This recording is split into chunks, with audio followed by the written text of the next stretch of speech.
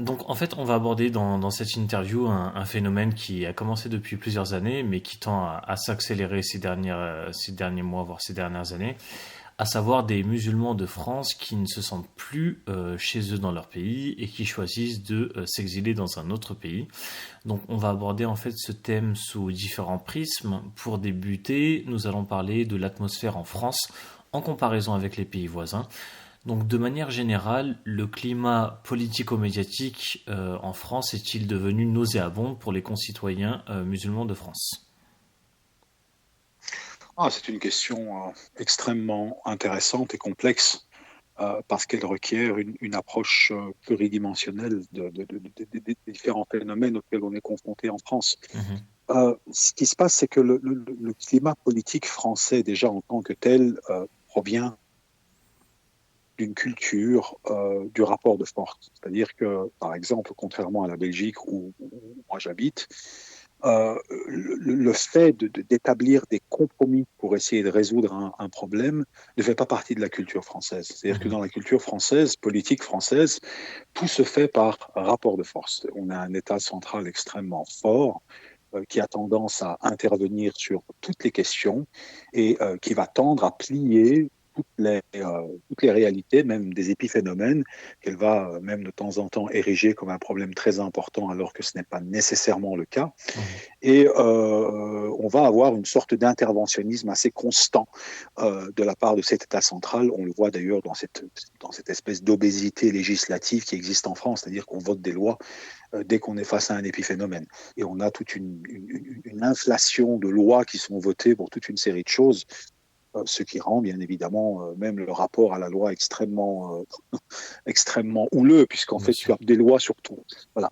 Donc dans un tel climat, bien évidemment, euh, euh, il faut toujours comprendre. Alors là, je fais une petite parenthèse philosophique, mais qui me semble importante ici. Mhm, C'est que dans un pays, lorsqu'on a besoin de faire des lois sur tout, ça veut dire que les rapports humains n'ont pas été suffisants pour régler les problèmes. ouais. C'est-à-dire que les lois se font toujours au détriment du côté humain. Ils se font au détriment de quelque chose. Quand tu as besoin de faire une loi, c'est que justement ces arrangements à l'amiable qu'on peut éventuellement avoir ne se produisent pas. Et donc on est dans des espèces de rapports de force permanents qu'on voit comme des questions existentielles. Et si tu ériges cela au niveau étatique, ben, l'atmosphère dans laquelle tu es dans ce pays devient difficilement supportable parce que tout est une question de rapport de force et c'est pas agréable d'être Mhm, dans un environnement où tout est un rapport de force. bien sûr. Donc pour répondre à ta question, je pense même pas que ce soit un phénomène qui affecte les musulmans. Ici, je dirais, tu mets en exergue une catégorie de gens que tu appelles les musulmans, mais beaucoup de non-musulmans, même de Français, qui ont peut-être un peu d'ambition, qui veulent peut-être créer une entreprise, s'expatrient de plus en plus. Et C'est vrai. ce phénomène n'affecte pas uniquement les musulmans. Alors pour les musulmans, le problème est encore différent. C'est qu'on est dans une société ou dans des sociétés qui ont de moins en moins confiance en elles, c'est-à-dire qu'en fait, l'Europe en tant que quantité politique ou entité géopolitique même s'affaiblit, et au fur et à mesure qu'elle s'affaiblit, la question de qui nous sommes devient quelque part consubstantielle à cet affaiblissement. Mhm, C'est quelque chose dont j'ai déjà parlé, me semble-t-il, dans des interventions précédentes. Lorsqu'une civilisation est très forte, elle a confiance en elle. Lorsqu'elle a confiance en elle, elle ne se sent pas menacée. mhm, Lorsqu'elle ne se sent pas menacée, son identité n'est pas questionnée, puisqu'en fait, ils ne se sentent pas menacés. bien sûr. Quand est-ce qu'une identité se sent menacée? C'est lorsqu'à un moment donné, tu t'affaiblis. Et lorsque tu deviens faible, comme une sorte de réflexe pour survivre, la question de l'identité devient très centrale. Mhm, Or, aujourd'hui, la France subit de plein fouet ces questions identitaires parce qu'elle s'affaiblit tout simplement au niveau de son rayonnement international. mhm. Et donc la question du qui sommes-nous en tant que Français va à nouveau devenir centrale. Or, le problème de la France, comme d'autres pays européens, c'est qu'elle s'est construite sur une table rase du passé. C'est-à-dire que quand on étudie un tout petit peu l'histoire de la philosophie de la modernité en Europe, l'idée moderne en tant que telle s'est construite sur une base de coupure du passé. C'est-à-dire qu'en fait, il n'y a même plus d'ancrage historique. On crée quelque chose de nouveau à partir de rien. Et par conséquent, la question de l'identité, aujourd'hui, devient très problématique parce qu'on n'a pas les moyens philosophiques de la définir. Par contre, elle devient très problématique parce on peut y répondre par la négative. Ça veut dire, à défaut de pouvoir définir qui nous sommes, on va pouvoir définir qui nous ne sommes pas. Ouais. Et là, bien évidemment, les musulmans vont jouer le rôle de bouc émissaire de qui nous ne sommes pas. On n'est certainement pas musulmans. Et donc, une espèce d'islamophobie en trame de fond va se développer et va, on va dire, s'enchevêtrer dans une sorte d'atmosphère politico-culturelle qui ne va pas nécessairement porter son nom et qui ne va pas nécessairement même se traduire par des lois, mais qui va se sentir, qui va se voir, mais qui ne va jamais être traduit, en quelque chose de concret. Et donc, je pense que les musulmans subissent cette atmosphère qui est due, pour moi, au regain des questions identitaires qui redeviennent centrales. Et donc, la question de l'identité que nous ne sommes pas, nous, en tant qu'Occidentaux, en tant que Français, on n'est certainement pas musulmans.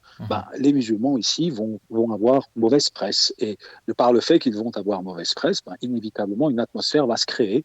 Et cette atmosphère va être lourde. Et c'est ce à quoi on assiste. Et pour moi, c'est la conséquence directe de la centralisation obsessionnelle des questions identitaires qui, d'abord, s'est produite auprès des minorités. D'ailleurs, les musulmans ont joué à ce jeu-là également, attention. C'est pas comme si ça a commencé d'ailleurs dans cette droite identitaire. La droite identitaire s'est créée essentiellement en réaction par rapport aux questions identitaires que sont devenus les chevaux de bataille de la gauche. C'est-à-dire que la gauche, lorsqu'elle est passée des combats politiques essentiellement liées aux questions économiques et aux questions de classe, elle a plutôt centralisé les questions des minorités. Et en jouant la question des minorités, que ce soit les gays, les musulmans, les noirs, les autres minorités, tu centralises et tu ériges des groupes à partir de leurs identités. Et en réaction à cela, la droite a commencé à jouer le même jeu. Et donc la droite identitaire, qui est très islamophobe, n'a fait que reprendre en fait un logiciel où l'obsession de l'identité, selon moi, a créé l'atmosphère actuelle à laquelle on est confronté, qui est une atmosphère très nauséabonde. Et je comprends parfaitement que dans une telle atmosphère, les gens n'ont plus nécessairement envie de rester. Les musulmans, bien évidemment, pour des raisons liées à cela, mais également les autres personnes qui n'ont pas nécessairement d'intérêt à se retrouver dans ces questions où le moindre épiphénomène devient un drame national qu'on aborde pendant 4-5 jours avant de passer au prochain drame. Donc ce qui se passe en France, c'est que cette atmosphère crée en fait un environnement qui n'est pas très propice non seulement aux entrepreneurs, aux gens qui veulent entreprendre quelque chose, et créer des conflits et des tensions identitaires. Et ces tensions identitaires, pour moi, c'est ce que tu es en train de décrire, c'est cette atmosphère lourde que les musulmans peuvent ressentir. Maintenant, est-ce que c'est justifié de quitter ton territoire, l'endroit où tu es né, l'endroit où tu peux contribuer éventuellement à un changement? Ça, c'est un autre débat. Et si c'est ce débat-là que tu veux qu'on aborde, il n'y a pas de problème. Oui, parce que justement, avant de répondre à cette question, d'aucuns diront que les lois passées en vigueur ou que les polémiques qui enflammaient la toile en France ne concernent en aucun cas les musulmans entre guillemets modérés. Alors on a vraiment eu de tout. On a eu les caricatures, la burqa, le foulard, puis la abaya dans les établissements scolaires, le refus de serrer la main à une personne du sexe opposé, la polygamie et j'en passe et des meilleurs. Mais est-ce que les musulmans ont raison de se sentir stigmatisés ou finalement est-ce que ce sont des points qui ne concernent qu'une petite minorité? Alors, encore une fois, l'atmosphère est lourde. Cette atmosphère qui est lourde est la conséquence, encore une fois, de problèmes multifactoriels qui sont complexes et qui sont difficiles à énumérer, mais pour en énumérer quelques-uns, les attaques terroristes qu'il y a eu en France ont entraîné une sorte de vision négative vis-à-vis des musulmans. Mhm. La plupart de ces questions identitaires de certains musulmans qui veulent par exemple porter le niqab ou la burqa ont revendiqué a créé des tensions identitaires. Mhm. Et donc dans une forme de rejet de cette forme d'islamisme, une stigmatisation a eu lieu de la part des gens qui ne se retrouvaient pas dans, je dirais, dans ces valeurs. Et on dit, mais OK, peut-être qu'on a du mal à définir nos valeurs, mais ce dont on est certain, c'est que ces gens-là n'ont pas les nôtres du tout. Et on Mhm. va difficilement pouvoir s'entendre. Et donc, une sorte d'islamophobie, à partir justement de ces épiphénomènes, pu se créer, puisque la vaste majorité des musulmans en France vivent d'une manière tout à fait paisible. Bien sûr. Mais malheureusement, ces tensions identitaires vont créer des perceptions négatives. Et ces perceptions négatives, c'est ce que tu vas ressentir éventuellement quand, en tant que musulman, tu vas aller ouvrir un compte en banque et que tu vas avoir peut-être certaines réactions, certains regards, des refus auxquels tu vas être confronté, que quelqu'un qui n'a pas nécessairement le même nom que toi ne va pas ressentir. Et donc, ce qui va se passer, c'est que ces perceptions négatives, inévitablement, qu'on le veuille ou non, vont s'infuser dans la société Mhm. et vont avoir un certain nombre je dirais, d'impacts. Ça va couler vers le bas et on va le ressentir, qu'on le veuille ou non.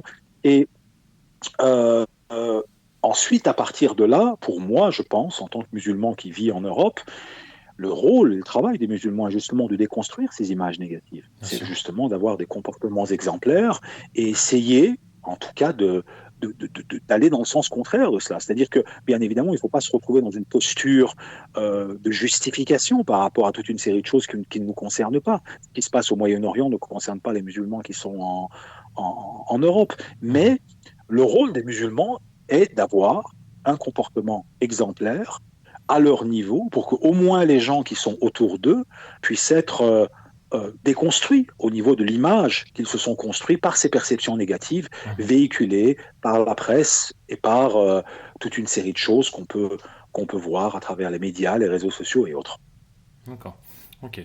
Et si on devait transposer ce phénomène à la période mécoise, durant laquelle le prophète alayhi salam et ses compagnons ont quitté la Mecque pour Médine, est-ce que ce serait judicieux ou est-ce qu'il est difficile selon toi de faire une telle analogie parce que les réalités sont complètement différentes ou parce que l'intensité de la répression n'était pas la même? On ne parle pas du tout des mêmes sociétés. Mhm. La société mécoise était une société où il y avait une cohérence culturelle.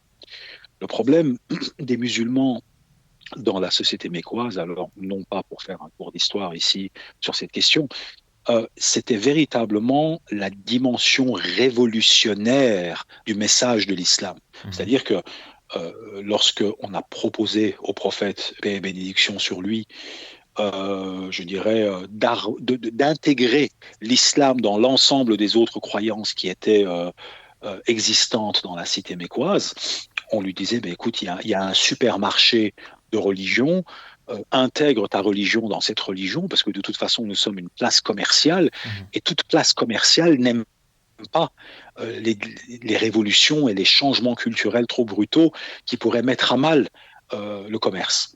Et donc, le problème n'était pas le contenu du message de l'islam, c'était plutôt sa dimension révolutionnaire et sa volonté de modifier les structures existantes dans la société mécoise. On n'est Mhm. pas du tout dans le même cas de figure en France avec l'islam. C'est pas Mais du tout la est-ce même que tu discussion. penses pas que les détracteurs de l'islam ont bien compris les enjeux et les conséquences qui arriveraient dans la société si les musulmans étaient davantage pratiquants et que c'est justement de par le message révolutionnaire de l'islam qui s'y oppose. Écoute, je ne suis même pas sûr que ce soit véritablement un problème de cet ordre-là, parce que ce qui se passe ici, ce sont ces tensions identitaires. Par exemple, si on s'attache au fond des choses, Mhm. dans une société qui tend vers une forme de nihilisme culturel où il n'y a plus aucune valeur, il n'y a plus rien qui est véhiculé, théoriquement, les gens qui sont contre comment dirais-je, ce nivellement par le bas des valeurs et ce nihilisme culturel devraient être contents que les musulmans soient là, parce que les musulmans sont justement en train d'aller dans le sens contraire de ce nihilisme culturel. Le taux de pratique auprès des communautés musulmanes, je ne sais pas quelles sont les statistiques en France, mais il me semble qu'elles sont similaires à ailleurs en Europe. Les musulmans sont relativement plus pratiquants, ils sont plus conservateurs sur toute une série de questions, questions sociétales telles que le mariage homosexuel, l'avortement, les valeurs traditionnelles. Les musulmans sont beaucoup plus ancrés dans ces valeurs. Or, ceux et celles qui sont les plus farouchement opposés à ces musulmans sont ceux qui sont dans le même ancrage, mais tout simplement pas nécessairement dans la même croyance. Oui, donc c'est-à-dire qu'en fait, ici, on est plutôt dans un conflit à caractère identitaire. Donc, ce n'est pas tant la pratique religieuse à proprement parler, ou en tout cas le fait que les musulmans prient, par exemple, qui pose problème. C'est le fait qu'ils appartiennent à une autre identité. Bien sûr. Donc, ici, si tu veux, le conflit est d'un autre ordre que ce à quoi on a assisté à l'époque de la Mecque. Et on ne peut pas comparer les deux. Et par conséquent, je pense que la comparaison ici est nulle et non avenue. Maintenant, encore une fois, dans toute société où une personne se sent mal, de par le fait qu'elle n'arrive pas à y déployer son potentiel, que ce soit sa créativité, que ce soit son potentiel économique, parce qu'il a envie d'investir, il a des idées, ou que ce soit ses croyances. Aujourd'hui, nous vivons dans un monde où il n'est pas nécessairement très compliqué de voyager. Donc, il y a d'autres cieux où on peut peut-être avoir d'autres opportunités. Pour ceux qui visent plus l'entrepreneuriat, il y a des pays dans le monde où l'entrepreneuriat est beaucoup plus promu. Si une personne veut aller dans des pays qui sont plus traditionnels au niveau des mœurs, il y a des pays qui sont plus traditionnels. Le fait de voyager aujourd'hui ne coûte plus aussi cher qu'avant et est moins pénible qu'avant. Donc, libre à toute personne, éventuellement, de partir. Mais pour moi, ce qui nous est imposé en termes justement d'atmosphère culturelle ou questions économiques sont des questions qui doivent nous concerner et qu'on peut modifier dans une certaine mesure en s'impliquant. Donc, je ne vois pas pourquoi est-ce que les citoyens d'un pays devraient subir ce qu'on leur envoie au visage sans essayer de changer. C'est-à-dire que si à un moment donné, on est en train de promouvoir, que sais-je, si en France, on est en train de promouvoir une vision de la famille qui va à l'encontre de nos valeurs, nous sommes citoyens, donc on a aussi le droit de participer à ces questions.